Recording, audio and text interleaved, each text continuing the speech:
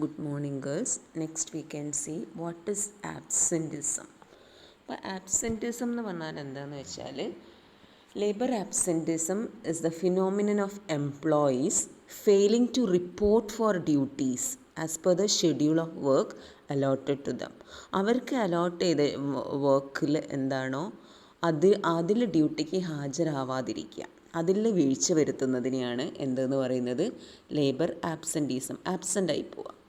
അപ്പോൾ it is a wilful act of disobedience on the part of the employees എന്നാണ് പറയുന്നത്. അതായത് absenteeism signifies the absence of an employee from work. That is ഇതെന്ന് പറയുന്നത് it is an unauthorised, unexplained, avoidable and wilful എന്നാണ് പറയുന്നത്.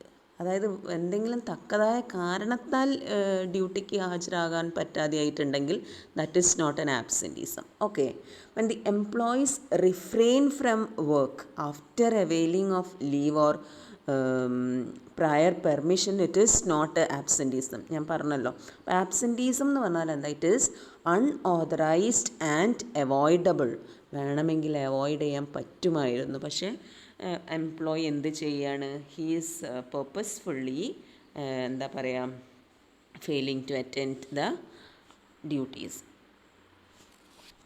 അപ്പം all organisations can expect some degree of absence and labour turnover. അപ്പോൾ continuing high levels of absence or labour turnover however are costly both to individual organization and the economy as a whole, and adversely affect efficiency, productivity, profitability and morale എന്നാണ് പറയുന്നത്. അപ്പം ഒരു പരിധി വരെയൊക്കെ എന്താവാം, absent ആവുന്നതും leave ആവുന്നതും ഓക്കെയാണ്. പക്ഷേ എന്താവരുത് എന്നാണ് പറയുന്നത്, ഇങ്ങനെ കണ്ടിന്യൂസ് ആയിട്ട് ലീവായിട്ടുണ്ടെങ്കിൽ അല്ലെങ്കിൽ ഡ്യൂട്ടിക്ക് ഹാജരാവാതിരുന്നിട്ടുണ്ടെങ്കിൽ it will adversely effect the organisation and economy as a whole.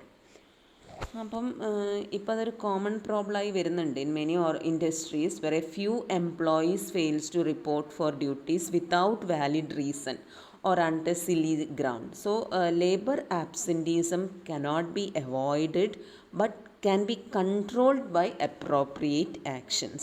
But absenteeism leads to loss of man days and reduces production and output എന്നാണ് പറയുന്നത്. അപ്പോൾ ലേബർ ആബ്സെൻറ്റീസം എന്ന് പറഞ്ഞാൽ ഡെഫിനേഷൻ ചോദിച്ചാൽ നിങ്ങളത് എഴുതിയാൽ മതി.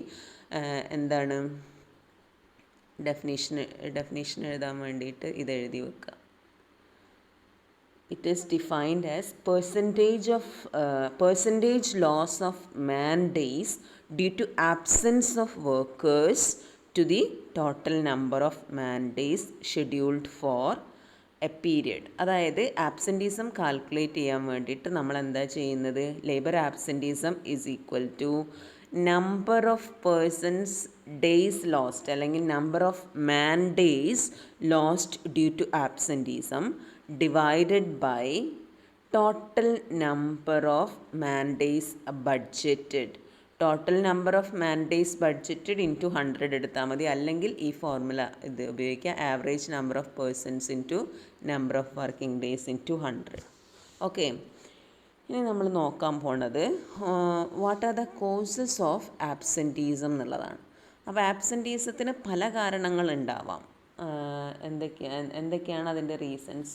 അപ്പോൾ labour absenteeism is caused by many factors. അതിൽ first one is nature of work. അതായത് മൊണോട്ടണസ് നേച്ചർ ഓഫ് വർക്ക് അല്ലെങ്കിൽ continuous hours of work, physical tiredness, increased job stress on employees, പിന്നെ night shift etcetera may cause labour absenteeism. Then another one is poor working conditions. അതായത് working കണ്ടീഷൻസിൽ ആളുകൾ എന്താവുക, തൃപ്തരല്ലാത്തതിനാലും എന്താവാം, it may like lack of rest, sanitation, drinking water, medical facilities etc. are likely to cause labor absenteeism. പിന്നെന്ന് പറയുന്നത് absence of regular leave arrangement ആണ്. അതായത് ഇവിടെ എന്താ ഉദ്ദേശിക്കുന്നതെന്ന് വെച്ചാൽ ചിലപ്പം എന്താ പറയുക, ഒരു ലീവ് അറേഞ്ച്മെൻറ്റിനുള്ള ഒരു എന്താ പറയുക ഇപ്പോൾ ഒരാൾ വരാതെയായിട്ടുണ്ടെങ്കിൽ വേറൊരാളെ ബദലായിട്ട് ഇടാനുള്ള ഒരു സംവിധാനം ഇല്ലാതിരിക്കുക, അങ്ങനെ എന്തെങ്കിലുമൊക്കെ ആവാം. പിന്നെ ആക്സിഡൻറ്റ് ആവാം. പിന്നെ അതേപോലെ പെർ കൺട്രോൾ, അതായത് കൺട്രോൾ ചെയ്യുന്നതിൽ ഇവർക്ക് വരുന്ന വീഴ്ചകൾ, മാനേജേഴ്സിനൊക്കെ വരുന്ന വീഴ്ചകളാവാം. പിന്നെ ആബ്സെൻസ് ഓഫ് ട്രാൻസ്പോർട്ട് ഫെസിലിറ്റി, ചിലപ്പം എന്താ പറയുക, lack of transport and housing facilities are likely to cause labor absenteeism, especially when large number of workers are commuting from faraway places.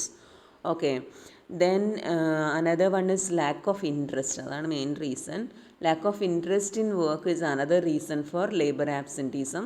Employee may not be self motivated and they have an inertia towards work എന്നാണ് പറയുന്നത്.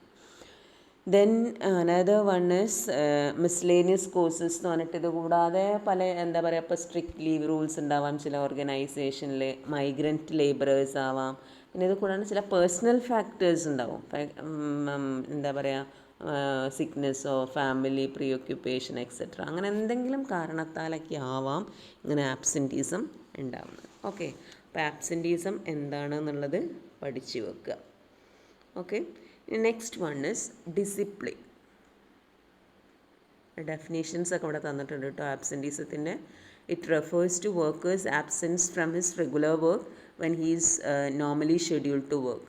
അതിൽ 2 definitions തന്നിട്ടുണ്ട്. ഫിലിപ്പോൻ്റെത് പഠിച്ചു വെച്ചോളൂ. Flippo defines absenteeism as a condition that exist when a person fails to come to work when he is properly scheduled to work. അതാണ് അവിടെ പ്രത്യേകത. അയാൾക്ക് വർക്ക് ഷെഡ്യൂൾ കിട്ടിയിട്ടും അയാൾ ഹാജരാവാതിരിക്കുക. Next one is discipline. എന്താണ് ഡിസിപ്ലിൻ എന്നുള്ളതാണ് നോക്കാൻ പോകുന്നത്. ഡിസിപ്ലിൻ എന്ന് പറഞ്ഞാൽ എന്താ? Maintenance of harmonious relations in an organisation depends upon promotion and maintenance of discipline. അതായത് no organisation can prosper without discipline because it is a matter of utmost concern for all organisations എന്നാണ് പറയുന്നത്. അപ്പോൾ പല പല പ്രശ്നങ്ങൾ ഉണ്ടാവാം, പക്ഷെ അതിൻ്റെ ഇടയിലും ഡിസിപ്ലിൻ ഉണ്ടായിരിക്കണം എന്നുള്ളതാണ്. അപ്പോൾ ഡിസിപ്ലിൻ എന്ന് പറഞ്ഞാൽ എന്താ? It means orderliness. ഓക്കെ, അപ്പോൾ it may be described as the willing cooperation and observance of rules and regulations of an organization. It implies absence of irregularity and confusion in the behavior of workers. It is one of the most challenging areas in HRM, that is employee discipline. Employees എന്താ പറയുക, എല്ലാം വളരെ എന്താ പറയുക disciplined ആയിരിക്കും, orderliness ഉണ്ടായിരിക്കണം എന്നുള്ളതാണ്. അപ്പോൾ ഡിസിപ്ലിൻ്റെ ഡെഫിനേഷൻ തന്നിട്ടുണ്ട്. It can be defined as the regulation and modulation of human activities to produce the desired performance and results from employees. Okay, ഇനി what is the object of enforcing discipline? To encourage the employee to confirm, to establish standards of rules and regulations and attend to job functions sensibly and safely. ഒരു ഡിസിപ്ലിനും ഇല്ല എന്ന് വെച്ചാൽ ആ ഓർഗനൈസേഷന് ഒന്നിനും പറ്റൂല. കാരണം തോന്നിയ പോലെ എംപ്ലോയീസ് കയറി ഇറങ്ങും, പോവും, അവർക്കൊരു എന്താ പറയുക തോന്നിയ പോലെയാവും. ഇറ്റ് എഫക്റ്റ് പ്രൊഡക്ടിവിറ്റി ആൻഡ് എന്താ പറയുക മൊത്തത്തിൽ ഓർഗനൈസേഷനെ ബാധിക്കും. അപ്പോൾ discipline must be enforced at all levels in the organisation wherever group functions are involve എന്നാണ് പറയുന്നത്. അപ്പം എന്താണെന്ന് വെച്ചാൽ കഴിയുന്നതും ഗ്രിവാൻസസ് ഒക്കെ കുറയ്ക്കണം എന്നുണ്ടെങ്കിൽ ഒരു ഡിസിപ്ലിൻഡ് അറ്റ്മോസ്ഫിയർ ആണെങ്കിൽ അവിടെ എന്ത് കുറയുന്ന പറയുന്നത്? ഈ ഇങ്ങനെയുള്ള ഗ്രിവാൻസസ് ഒക്കെ കുറയ്ക്കാം. അപ്പോൾ ഒരു ഡെഫിനേഷൻ തന്നിട്ടുണ്ട്, നിങ്ങളുടെ ടെക്സ്റ്റിലുണ്ടാവും. അതായത് according to Dessler, discipline is a procedure that corrects or punishes a subordinate because a rule of procedure has been violated. അതായത് റൂൾ ഓഫ് പ്രൊസീജിയേഴ്സ് വയലേറ്റ് ചെയ്തിട്ടുണ്ടെങ്കിൽ അവരെ പണിഷ് ചെയ്യുന്ന ഒരു പ്രൊസീജിയറായിട്ടാണ് കണക്കാക്കുന്നത്, അവരെ കറക്റ്റ് ചെയ്യാനുള്ളൊരു പ്രൊസീജിയറായിട്ടാണ് കണക്കാക്കുക. അതാണ് ഡെസ്ലറിൻ്റെ ഡെഫിനേഷനിൽ പറയുന്നത്. പിന്നെ ഒരുപാട് ഡെഫിനേഷൻസ് ഉണ്ട്. വേറൊരു ഡെഫിനേഷൻ ഇതാണ്. According to RUE and BIAS, RUE ആണ്, BYARS, RUE and BIAS, discipline should be viewed as a condition within an organization whereby employees know what is expected of them in terms of organization's rule, standards and policies, and what the consequences are of infractions. അപ്പം ഈ definitions എന്നൊക്കെ നമ്മൾ മനസ്സിലാക്കേണ്ടത് എന്താണെന്ന് വെച്ചാൽ what are the elements of discipline എന്നുള്ളതാണ്. So it is an orderly behaviour expected from a group. It assist in achievement of organisational goals. And again, it is behavior or actions that conform to standards, rules and regulations. Then violation of discipline attracts disciplinary action or corrective. Okay, ഇനി നമ്മൾ നോക്കാൻ പോണത് what are the approaches to discipline എന്നുള്ളതാണ്. ഈ ഡിസിപ്ലിൻ്റെ approaches നോക്കുന്ന സമയത്ത് നിങ്ങൾ ടെക്സ്റ്റിൽ ഒരുപാട് തന്നിട്ടുണ്ട്. അപ്രോച്ചസിൽ ഡിസിപ്ലിൻ ഹാസ് 2 ആസ്പെക്ട്സ്, അതായത് positive aspect and negative aspect. അപ്പോൾ എങ്ങനെയൊക്കെയാണ് നോക്കാം നമുക്ക്. അപ്പോൾ ആദ്യം ട്രഡീഷണൽ അപ്രോച്ച് നോക്കാം. This traditional approach, progressive discipline model, instructs the supervisor to begin the problem solving process by conducting ill-defined coaching and counseling sessions. When coaching and counseling fail, the supervisor then is told to move into formal disciplinary action, almost always described as a 4-step process എന്നാ പറയുന്നത്. An oral writing is followed by a written warning. If problem continues, supervisor then suspends the employee for a period of several days without pay, or write a final warning notice, or places the employee on probation. But if individual still does not correct his performance, termination follows. ഇങ്ങനെയുള്ളൊരു 4 എന്താ പറയുക 4-step പ്രൊസീജിയറാണ് traditional അപ്രോച്ചിൽ ഡിസിപ്ലിന് വേണ്ടിയിട്ട് adopt ചെയ്തത്. ഞാൻ പറഞ്ഞു positive approach ഉണ്ട്, negative approach ഉണ്ട് എന്നുള്ളത്. അപ്പം എന്താണ് പോസിറ്റീവ് അപ്രോച്ച് നോക്കാം.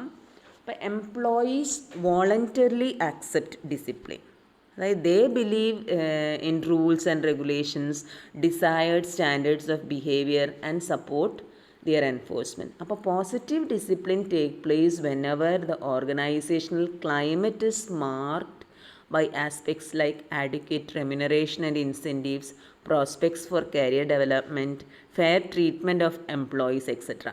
അതായത് എംപ്ലോയീസിനുള്ളിൽ നിന്ന് തന്നെ തോന്നുകയാണ് ഇവിടെ നമ്മൾ എന്താക്കണം, എല്ലാ ക്രമസമാധാനം പാലിച്ചുകൊണ്ട് റൂൾസ് ആൻഡ് റെഗുലേഷൻസ് ക്രമസമാധാനം ഉണ്ടാക്കി കൊടുക്കണം. അതായത് എല്ലാ റൂൾസ് ആൻഡ് റെഗുലേഷൻസ് പാലിക്കണം. അങ്ങനെ ഓർഗനൈസേഷൻ്റെ ഒബ്ജക്റ്റീവ് അച്ചീവ് ചെയ്യാൻ വേണ്ടിയിട്ട് നമ്മളെ ഭാഗത്തുനിന്നും ഒരിതുണ്ടാവേണ്ടതുണ്ടെന്നൊക്കെ എംപ്ലോയിക്ക് തന്നെ തോന്നുക ചെയ്യുന്നത്. അതെപ്പോഴേ ഉണ്ടാവുള്ളൂ, അവർക്ക് ഒരു അഡിക്വേറ്റ് റെമ്യൂണറേഷൻ കിട്ടുന്നുണ്ടെന്നുള്ള ഫീലിംഗ് അവർക്ക് വരണം.